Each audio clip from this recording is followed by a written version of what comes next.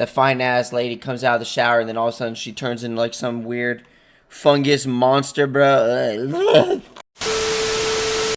Reapers, what's his good? It's your boy Laser. He's back with another scary reaction video. He's on the scary content.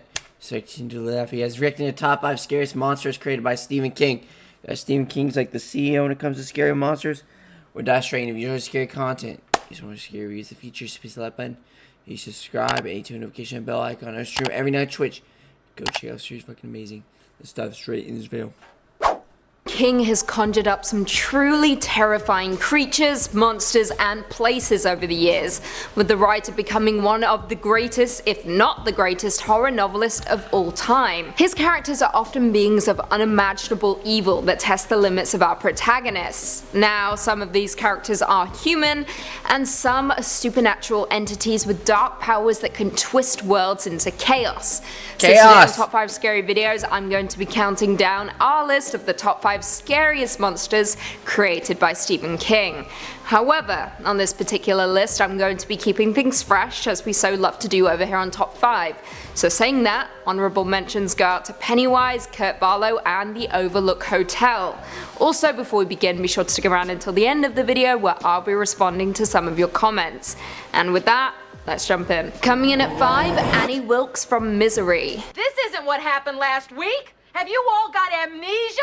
They just cheated us. This isn't fair. He didn't get out of the car. What you screaming about, lady? The duty car. Stop screaming, bitch. Motherfucker shit. Annie Marie Wilkes Dugan is the main antagonist in the 1987 novel Misery, and perhaps one of the scariest characters to ever be created by Stephen King. In the 1990 film adaptation, Annie Wilkes was portrayed by Kathy Bates, a performance that garnered her an Academy Award win. Now, as we know, a whole lot of people want to be famous, or to at least be able to experience it for a short amount of time. I mean, the idea of having strangers recognize you, admire you, and want to take Most people want clout, but it's like, at the end of the day, we all just want the money, though. Fame ain't nothing without money, you know? It's kind of like being TikTok famous, you know what I'm saying? Like, most of these TikTokers that are famous don't make shit. Well, I mean, some of them do, but, like, not all of them. Pictures with you can be incredibly appealing for some folks out there. However, to those people, I say, have you ever seen or read Misery? I'm guessing not. On the surface, Annie Wilkes is caring, passionate, and the next door neighbor that would likely bake you cookies when you're having a bad day. However, we quickly learn this is not the case when our favorite author, Paul Sheldon, crashes his car and winds up in the home of Annie Wilkes. Wilkes becomes furious when she learns that Sheldon has killed off Misery, her favorite character in her favorite novel. So what does she do? She turns into a fairy godmother possessed by a demon, restrains him in her home, and breaks his ankles with a sledgehammer. It's brutal.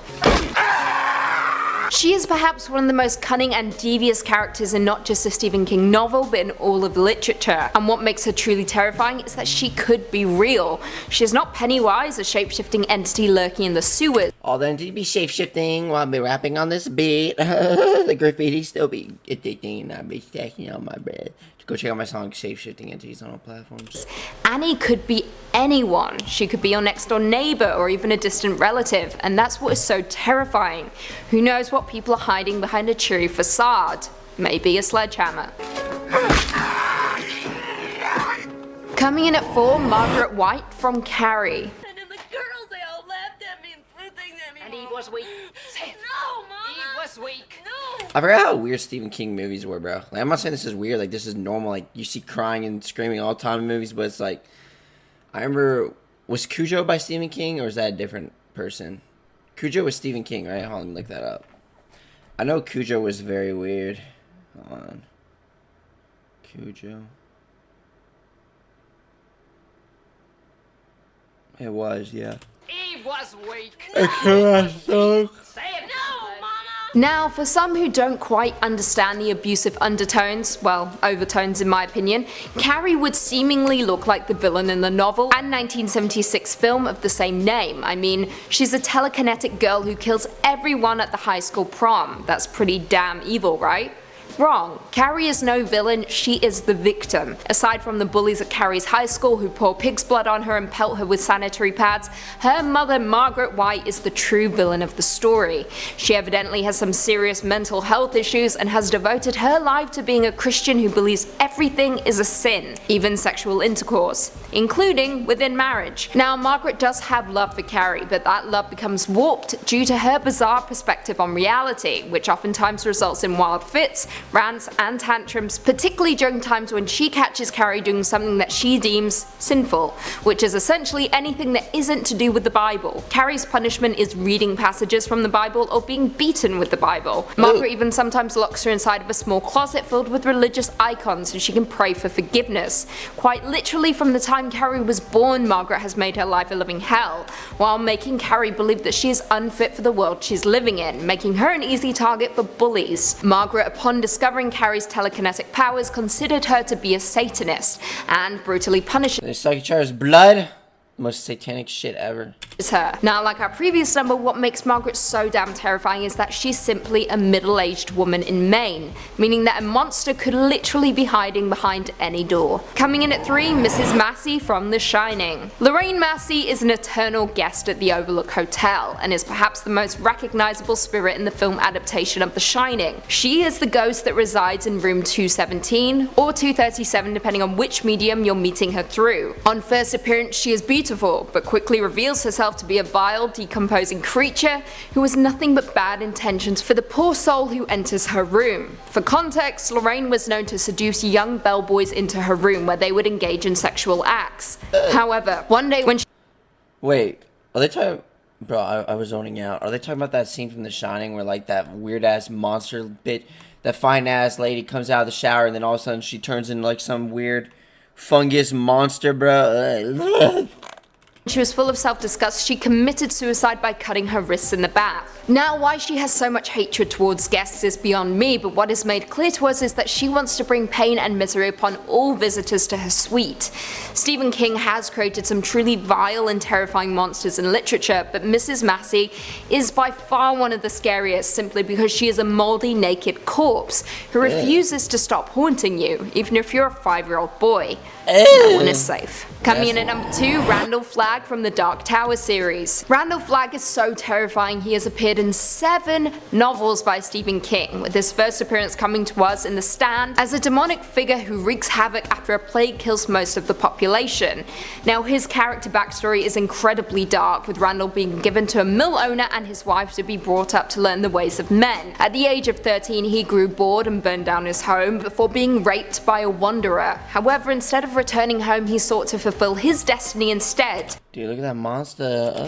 He learned the ways of dark magic and became an incredibly powerful sorcerer and to some extent a demon with quasi-immortality. Randall's goals typically center on bringing down civilizations, usually through spreading destruction and sowing conflict. He brings pain, he brings death, he even brings mutilation, like our number 1. He is evil incarnate, with no goal other than evil itself. Now, what makes this dude terrifying is that he's resilient. Once he gets a goal, he sticks with it. I think you got an eyeball in your hair. Is that an eyeball? Devil eyes. Thus lingering around for 7 books. That's quite an accomplishment. Plus, on top of that, he frequently aligns himself with our number 1, and I swear, bro, whenever I see these, like, badges, I always just think of, like, fucking Boy Scouts, bro. This is, like, the trademark Boy Scout thing, you know what I'm saying? I always see Boy Scout shit with this. Look at your face, buddy. I think there's an explosion behind you. What the fuck? and anyone who attempts to take him down usually ends up wishing they had died on the journey to him. And finally, coming in at number 1, the Crimson King from the Dark Tower series. I mean, the Crimson King is Death Tower. literally the eater of worlds. Of course he's going to nab our number 1 spot on this list, although I will say it was very, very close. He's a monster who is as close to the collective depiction of the devil as you can possibly get with a character. And that's not just in his appearance, but his entire sense of self. The Crimson King is a powerful immortal being whose characteristics mirror both the physical realm as well as the What is he fucking doing here? Is he unleashing the meat, bruh? Unleashing the force? This guy's just ready. This guy's just ready for it. Come on, just let out that glizzy gobbler. nature of the Prim being the darkness behind everything. Now, interestingly, he is believed to be the same species as Pennywise, some even going as far as to believe Pennywise is his son. I'm not buying this one though, because the Crimson King is a whole other level of evil. He is the controlling power behind some of Stephen King's most terrifying villains, including Mr. Munchin, Dandelion, and our previous number, Randall Flagg. Now, his history is convoluted, but simply put, he was the bastard offspring of Arthur Eld, a legendary gunslinger, and a demonic entity, the Crimson Queen. At some point, the Crimson King gained the hierarchy of the Red and had a plot to topple the Dark Tower and destroy the reality it holds so that he can rule in the primordial— Oh, what the fuck is that? Tomato head. Tomato. We throwing tomatoes now at fuckers?